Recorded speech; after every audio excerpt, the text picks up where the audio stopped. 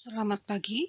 Hari ini kita akan menyelenggarakan kuliah GD 3106 tentang dasar-dasar geodesi fisik dengan modul keempat, yaitu tentang medan gaya berat bumi.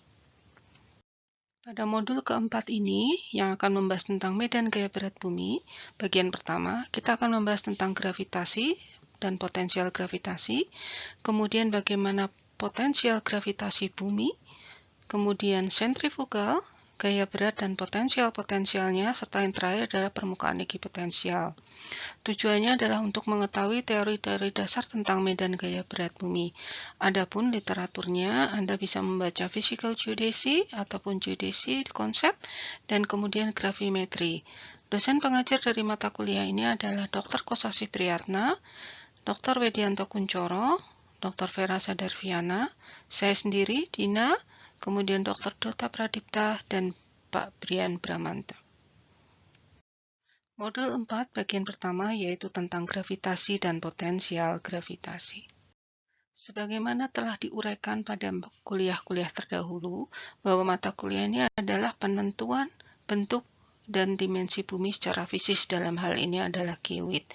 Seperti diketahui, apabila bumi dalam kondisi diam, maka akan muncul gaya gravitasi, yaitu gaya tarik-menarik antara dua buah benda, yaitu suatu benda yang bisa ada di permukaan bumi atau di atas permukaan bumi dengan bumi itu sendiri. Kemudian, dikarenakan bumi itu berarti pada sumbunya, maka akan muncul gaya yang kedua yang kita sebut sebagai gaya sentrifugal, yaitu gaya yang muncul akibat rotasi bumi. Resultan dari kedua buah gaya tersebut kita sebut sebagai gaya berat atau gravity. Adapun definisi yang harus diketahui pada mata kuliah ini adalah apa yang disebut dengan gaya, medan, dan potensial. Gaya atau force adalah interaksi yang menyebabkan sebuah benda bermassa mengalami perubahan gerak dalam arah maupun bentuk geometris, yaitu dalam skala dan arah, bentuknya adalah vektor. Mencakup gaya gravitasi, gaya sentrifugal, dan gaya berat. Sedangkan medan itu adalah ruang atau ruang waktu yang mengandung besaran fisika di setiap posisi. Bentuknya adalah skalar, vektor, dan tensor. Mencakup medan gravitasi, medan sentrifugal, dan medan gaya berat. Dan yang terakhir adalah potensial, yaitu usaha atau kerja yang dilakukan untuk memindahkan suatu materi dari posisi awal ke posisi lainnya. Bentuknya adalah skalar, mencakup potensial gravitasi, potensial sentrifugal, dan potensial gaya berat. Sebagaimana sudah dijelaskan di kuliah terdahulu, bahwa penentuan geoid kita bisa mengenakan dua pendekatan, yaitu pendekatan geometrik dan yang kedua adalah pendekatan gravimetri. Nah, untuk pendekatan gravimetri kita perlu dulu mengetahui tentang sejarah gravimetri. Gravimetri merupakan bagian dari ilmu geofisika, yaitu ilmu yang mempelajari tentang gaya berat yang selanjutnya digunakan untuk penentuan geoid dalam keilmuan geodesi. Gravimetri sendiri berasal dari bahasa Latin yang artinya grafis atau berat, kemudian bahasa Yunani metren artinya mengukur. Para gravimetrisian melakukan pengukuran-pengukuran gaya berat, menyelidiki metode-metode pengukuran dan konstruksi-konstruksi alat pengukuran gaya berat, serta menyelesaikan banyak persoalan gravimetri secara teoretik maupun secara praktis. Persoalan dari gravimetri sendiri adalah penentuan bentuk dan dimensi bumi secara fisik mencakup penentuan parameter fisik bumi dan medan gaya berat, bagaimana variasi spasial dan temporal medan gaya berat bumi, studi struktur internal bumi dan bidang ekipotensial eksternal, contohnya orbit, kemudian server eksplorasi dan eksploitasi sumber daya alam, bisa air, minyak bumi, gas bumi, panas bumi, dan mineral. Kemudian untuk studi fenomena fisik bumi bisa berupa pasang surut bumi, gempa bumi, dan aliran fluida. Adapun tokoh-tokoh yang mempelajari tentang gravimetri itu dimulai dari Galileo Galilei yang menemukan tentang metode benda jatuh bebas, disusul kemudian oleh Isaac Newton yang menerangkan tentang hukum gaya tarik-menarik antara dua buah massa, kemudian Alexis Claude-Clairaut, yaitu yang menjelaskan tentang penggepengan bumi, yang dapat dihitung dari data pengamatan gaya berat, dan yang selanjutnya adalah Stokes, yaitu menghitung permukaan fluiditas bumi dari pengukuran gaya berat di permukaan bumi, yang selanjutnya dikenal sebagai integral Stokes. Dan integral Stokes ini yang paling banyak akan dibahas pada kuliah ini. Selanjutnya, John Henry Pratt dan Sir George Biddle Airy pada abad 19 mempublikasikan teori isostasi tentang kesetimbangan gerak bumi, yang dimana teori-teori kemudian dimodifikasi oleh Hayford, Heiskanen, dan Venning-Manes. Pada abad 17 dan 18, Jacques Jean and Bernoulli memperkenalkan teori fisikal pendulum untuk pengukuran gaya berat. Selanjutnya, pada tahun 1910, Eötvös membuat torsion balance untuk mengukur gradien gaya berat. Pada bagian ini, mayoritas adalah tentang pengukuran atau penyusunan alat pengukuran gaya berat. Kemudian pengukuran gaya berat di lautan sendiri pertama kali dilakukan oleh Venning-Manes pada tahun 1928, yang diantara lain melintasi wilayah lautan Indonesia. Selanjutnya kita akan membahas uraian tentang apa yang disebut sebagai gaya gravitasi, gaya sentrifugal, dan kemudian gaya berat. Pada bagian ini kita lihat dulu tentang gaya gravitasi. Apa yang disebut sebagai gaya gravitasi? Hukum gravitasi universal Newton atau hukum Newton 1 menyatakan bahwa setiap partikel pada suatu benda di alam ini menarik setiap partikel lainnya dengan gaya F yang arahnya searah dengan garis yang menghubungkan kedua partikel tersebut, dan magnitudonya berbanding lurus dengan hasil kali antara massa M kedua partikel tersebut serta berbanding terbalik dengan kuadrat jarak antara kedua partikel tersebut. Nah, persamaannya bisa kita lihat bahwa gaya gravitasi merupakan perkalian antara konstanta gravitasi dalam hal ini G dikalikan dengan massa P dan massa Q dibagi dengan kuadrat jarak antara P dan Q. G sendiri adalah konstanta gravitasi yang besarnya sekitar 6,67428 kali 10 pangkat min 11 meter kubik per kilogram per detik kuadrat. Nilai G sendiri berubah terhadap waktu dengan variasi temporal berpola sekular, di mana magnitudonya perubahan sangat kecil, sehingga masih dapat diabaikan untuk dalam satu kurun waktu tertentu.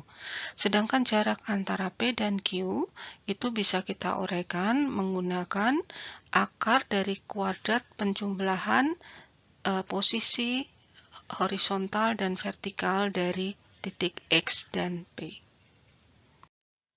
Penerapan hukum gravitasi universal Newton di setiap titik di permukaan bumi dan di atasnya akan mengalami gaya tarik yang dibangkitkan oleh massa bumi. Dikarenakan massa bumi, dalam hal ini Q, sangat besar dibandingkan massa benda yang ada di permukaan bumi, dalam hal ini adalah P, maka massa P kita bisa asumsikan sebagai satu unit massa, di mana selanjutnya MQ atau massa bumi kita bisa notasikan menjadi massa tunggal yaitu M.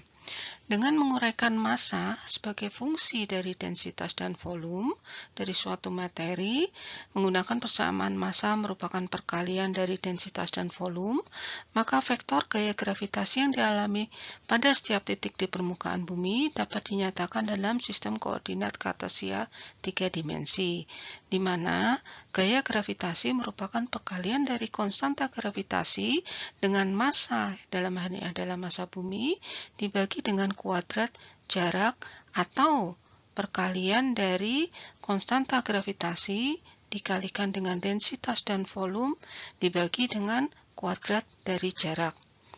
V sendiri adalah wilayah integrasi yang mencakup seluruh bumi yang menyatakan volume. dV atau perubahan V merupakan elemen massa. L sendiri adalah selisih vektor posisi titik P dengan vektor posisi massa bumi, sedangkan tanda negatif menyatakan arah dari vektor gravitasi yang menuju ke titik massa bumi. Selanjutnya, setelah membahas tentang gaya gravitasi, kita akan membahas tentang percepatan gravitasi. Medan kekuatan gravitasi atau percepatan karena pengaruh gravitasi dinyatakan menggunakan vektor percepatan gravitasi atau A di massa P sebagai akibat pengaruh gaya dari massa Q yang diuraikan dengan hukum Newton 2 tentang gerak, yaitu F sama dengan M kali A. Dengan demikian, percepatan gravitasi merupakan pembagian antara gaya dibagi dengan massa, atau bisa kita uraikan bahwa percepatan gravitasi adalah perkalian antara konstanta gravitasi dengan massa dari bumi dibagi dengan jarak antara P dengan massa bumi. Kemudian, percepatan gravitasi di titik P yang disebabkan oleh sebuah konfigurasi n buah partikel massa. Dalam hal ini, massa Q itu bukan massa tunggal tetapi terdiri dari beberapa massa. Maka, percepatan gravitasi itu merupakan penjumlahan dari percepatan gravitasi masing-masing unit massa tersebut. Apabila MQ adalah bumi, maka MQ itu akan jauh lebih besar daripada MP, sehingga kita bisa uraikan bahwa percepatan gravitasi itu menjadi hanya perkalian antara konstanta gravitasi dengan massa dibagi dengan jarak antara pusat massa bumi dengan pusat massa tempat pengukuran. Setelah melakukan pembahasan tentang gaya gravitasi, percepatan gravitasi, sekarang kita akan membahas tentang potensial gravitasi. Potensial gravitasi adalah, atau dalam hari ini V, adalah kerja yang dilakukan oleh suatu massa untuk berpindah dari posisi tak berhingga sampai dengan posisi pada saat ini yang berjarak L. Jadi, V merupakan integral lipat 1 dari jarak tak berhingga ke sampai dengan L, F, dl. Percepatan gravitasi sendiri atau A merupakan gradien atau turunan pertama dari potensial gravitasi V. Sehingga kita bisa lihat pada rumus di bawahnya, percepatan gravitasi merupakan divergensi dari V. Sehingga potensial gravitasi yang dialami satu unit massa adalah V merupakan perkalian dari konstanta gravitasi dikalikan dengan massa dibagi dengan jarak antara pusat massa bumi dengan pusat massa pengukuran atau sama dengan konstanta gravitasi dikalikan dengan densitas dan volume dari materi tersebut dibagi dengan jarak antara pusat massa bumi dengan pusat massa pengukuran. Satuan yang digunakan di sini adalah meter kuadrat per detik kuadrat.